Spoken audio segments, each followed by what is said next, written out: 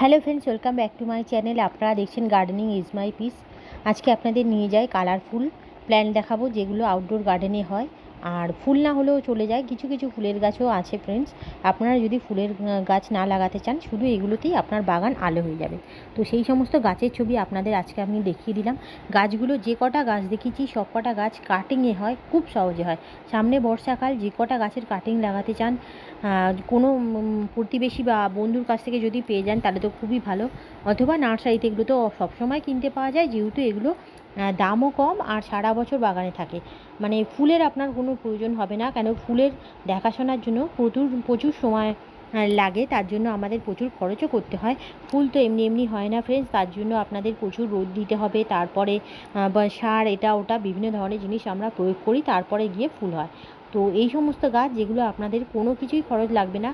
হ্যাঁ, কিনতে তো আপনাদের যদি কিনতে হয় তাহলে সেই খরচটা আপনাদের লাগবে, কিন্তু একবার কিনে নিলে আর বাগান থেকে হারাবে না।